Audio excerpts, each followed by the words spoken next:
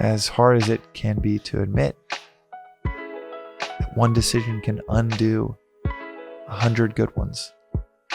We are back, baby, with another reflection on the Daily Vedantic. You know what's interesting about these microphones is that it's one of these rare situations where you can have the safety of knowing you're alone, but the intimacy of someone speaking as if they are half an inch from your ear. Weird contrast.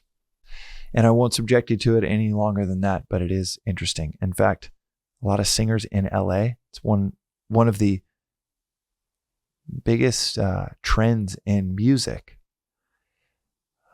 nuanced trends, is how lightly they can sing into these really amazing new microphones, how lightly they can sing. Billie Eilish is perfect example, where you have these massive sounds and sonics, and you're able to dial up the voice, this soft voice, and it's a very unnatural thing that doesn't really happen in the world outside of what modern technology can splice together.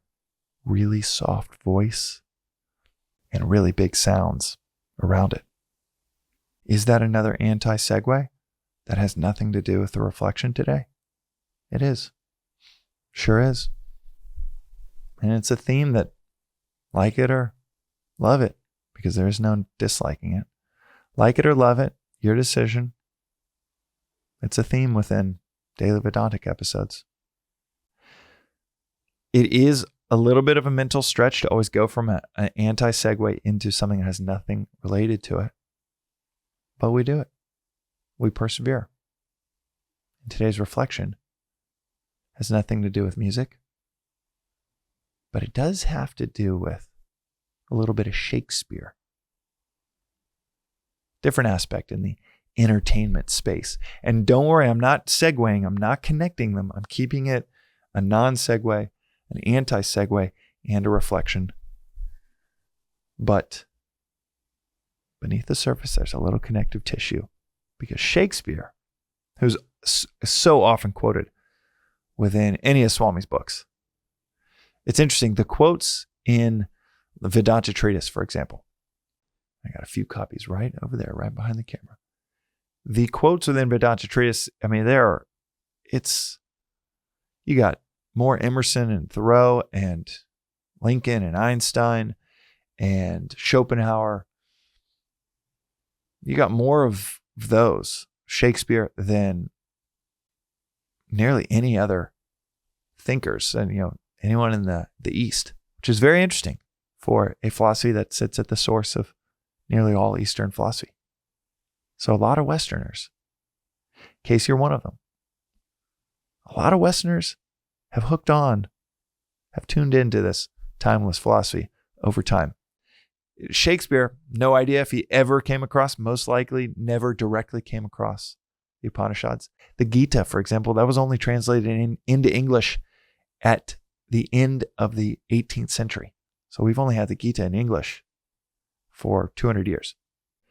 But Shakespeare certainly was, my God, what a switched on individual to timeless truths that are abound within every one of his plays, but also just the breadth and depth of the bard. It is Picasso-esque, nearly unmatched. Probably, not even nearly, probably just straight up unmatched by any playwright since. And something that's interesting about the Shakespearean plays, and Swami will talk about this in his lectures, something that's fascinating is that in the tragedies, oftentimes, it's one bad decision and everyone's dead at the end. One bad decision. Within our approaches to life, philosophical or indulgent, cognizant and aware or completely numb, within our approaches to life, whichever path we are taking, you can feel like things are moving all right. Things are pretty good. One of my favorite business books is What Got You Here Won't Get You There. Meaning that the skills, traits, and the approach that has gotten you to, let's say, your first 10 employees and your first 1,000 customers, those could be the very things that actually get in your way to make the next leap. What got you here won't get you there. And at certain points in careers or startups, you actually have to completely shift from doing things that don't scale and brute force, just hard driving personality, to actually now with 3-4 executives and different teams, the hard driving, maniacal, obsessive personality that got you to your first 100 or 1,000 customers is now the reason it's plateauing and or declining. Because, I don't know, executives just keep leaving through a revolving door because it's, well, what got you here won't get you to that next phase. And these Shakespearean tragedies are somewhat similar, where you have Macbeth himself, who is this Scottish nobleman, revered soldier. He is cruising in life. And Lady Macbeth, his wife, whispers, "You should be king." He's already cruising first class in every aspect. From name and fame to wealth, he has it all. And yet, listening to that voice, the decision of, yeah, I should be king, everybody's dead in the end. You know, there's that old phrase that the biggest predictor of the future is the past. Philosophically, I don't think that's true. You could be cruising along, things are going your way, and this is the critical point in this reflection. You could be cruising and all is well, and yet one faulty judgment, one moment of a near complete lack of clarity, of accentuated ambition, of elevated desire, and the story goes from comedy to a tragedy.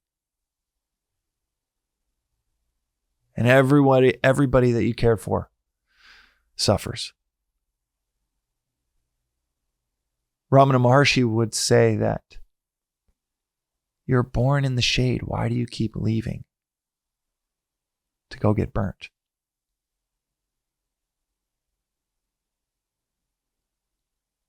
We have what we're looking for. It is within us. As Christ said, the kingdom of heaven is within you. And you might believe that in so many ways. You might experience that. You might think that on a day-to-day basis. But without daily study and reflection. You go to lunch with a friend and they say this and that are happening for them, and you think, you know what? Man, it would be pretty awesome if that happened for me too. They just got a house in that neighborhood? Damn, I thought we were on the same level. They're kind of outpacing me. Let me look up on Zillow what that would cost to get a house in that neighborhood. Oh shit, those houses look awesome, but I got to really step up my game. That lunch, that ignorance, that decision of, hey, that should be mine too. As hard as it can be to admit that one decision can undo 100 good ones, it's the truth. As Warren Buffett would say, it takes 20 years to build a reputation and a nanosecond to lose it.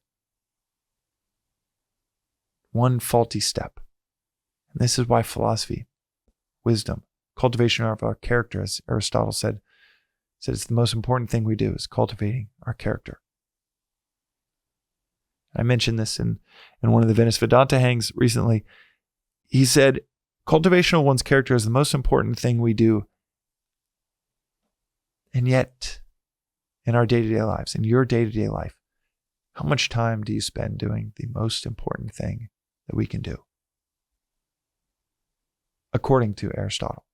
Maybe you have a better idea. Maybe it's more time spent on the career, stashing dough in the bank account, getting accolades, admiration. Maybe those are the most important things. Maybe it's your own physical health and spend a couple of hours a day, a couple of hours a week on your physical health. Maybe that's the most important thing. But to Aristotle, it was the cultivation of our character. And just as a mental exercise, how much time during the course of a week, during the course of a month, do you spend cultivating your character? This philosophy is explicit.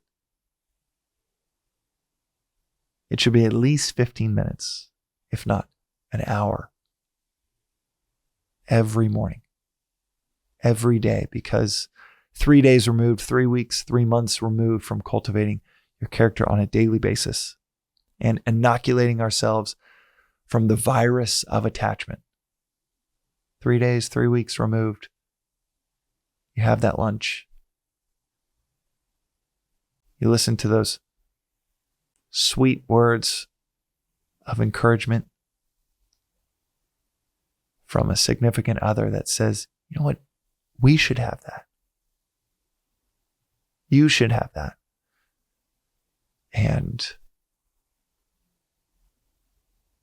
20 years of things going the right way, of you doing things the right way, and in that moment of weakness, that ill-prepared moment of weakness, total destruction takes hold. A really good friend's father was just arrested at 65 years old, just arrested for fraud. Millions of dollars of fraud over the last 10 years from a church, nonetheless, in Dallas. 55, a moment of weakness, a rationalization, has now turned into likely prison until the day he dies.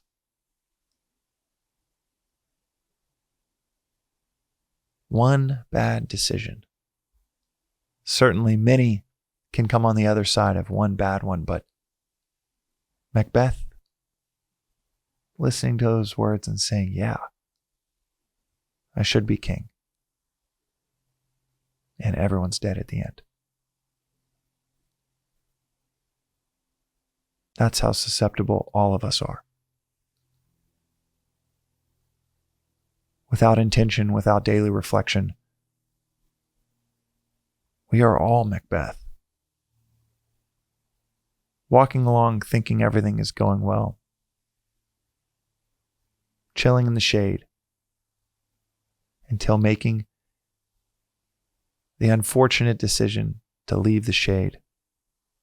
Not just go and get burnt, but there's a chance that you make one bad decision and it leads to total destruction. That is today's reflection on the Daily Vedantic. A reflection on just how vulnerable all of us are, no matter how smooth sailing the past has been. Total, pure vulnerability to our decisions, for better or worse. And we should all act accordingly. That's today's reflection on the Daily Vedantic. We'll see you next time.